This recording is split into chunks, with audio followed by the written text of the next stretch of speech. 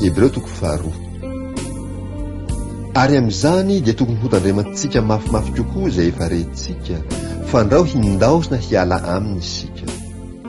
Fa raha mafy ny teny izay nampilazaina ny anjely, ka samy voavaly marina avokoa ny fahadosoana rehetra mba amin'ny fahotana, hataontsika ahoana ny fandositra raha tsy mitandrina izao famonjena lehibe izao sika, dia ilay nampilazaina ny tompo tamin'ny voalohany, ary no hamafisiny izay nandre tamintsika kosa, sady Andriamanitra koa no niarana nanambara taminy tamin'ny famantarana sy ny fahagagana, ary tamin'ny asa lehibe samihafa sy ny fanomezana ny fanahy masina no zarazarainy araka ny sitrapony. Fa tsy anjely no nampanekeny ny fiainana ho avy izay lazainay, fa ny anankiray nanambara eo amin'ny teny iray hoe: inona ny olona no ahatsiarovanao azy, ary ny zanak'olombelona no amanginao azy? Nataonao ambany kely noho ny anjely izy. Efa nosatrohanao voninahitra sy fiandrianana izy, ary nampanjakainao amin'ny asan'ny tananao. Ny zavatra rehetra dia efa nampanekenao ho eo ambanin'ny tongony. Salamo 4:4-9. Fa tamin'ny nampanekeny azy ny zavatra rehetra, dia tsy nisy izay tsy nampanekeny azy. Nefa ankehitriny tsy mbola hitantsika fa efa nampanekena azy ny zavatra rehetra.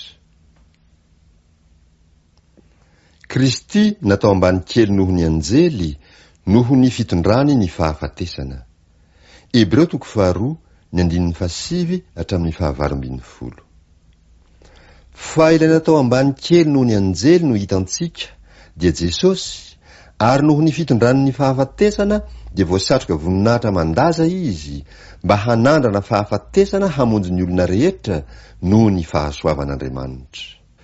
Fa mendrika izay antony nanaovana ny zavatra rehetra sady naharina ny zavatra rehetra, raha mitondra zanaka maro ho any amin'ny voninahitra, ny hahatanteraka ny tompon'ny famonjena ireo amin'ny fahoriana. Fa iray no niavian'izy roa, na izay manamasina na izay hamasinina. Koa izany no tsy mahamenatra azy hanao ireo hoe rahalahy, ka manao hoe hitory ny anaranao amin'ny rahalahiko aho, eo amin'ny fiangonana no hiderako anao. Salamo 2:1-2.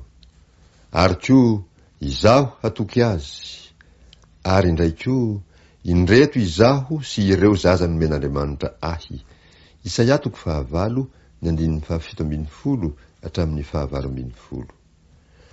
Koa satria manana nofo amandra ny zaza, dia mba nandray izany koa izy, mba handringanany amin'ny fahafatesana ilay manana ny herin'ny fahafatesana, dia ny devoly, ary mba hanafahany izay rehetra nandany ny fiainany rehetra tamin'ny fahandevozana no ny tahotra ny fahafatesana. Fa hita marina fa tsy anjely no vonjeny, fa ny taranaky Abrahama no vonjeny.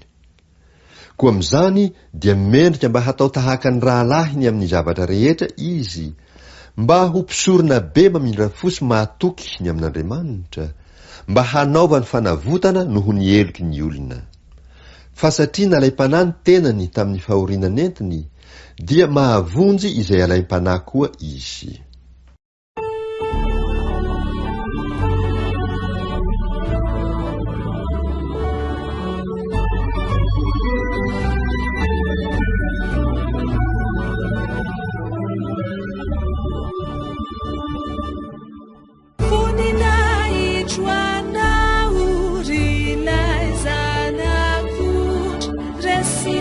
Resinau, lai fafatesana.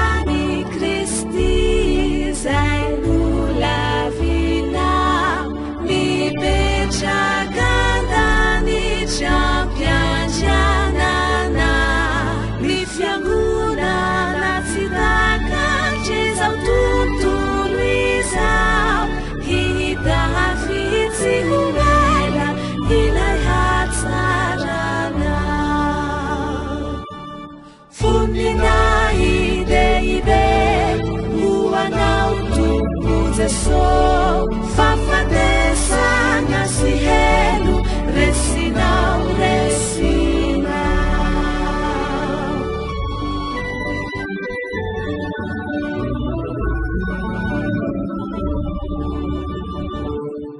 Uyanau ri Jesosy verinianao eniseu sy huelambahakana kahapiditranayao amin'ny volina hitra pandresy sy manjaka hira fandresena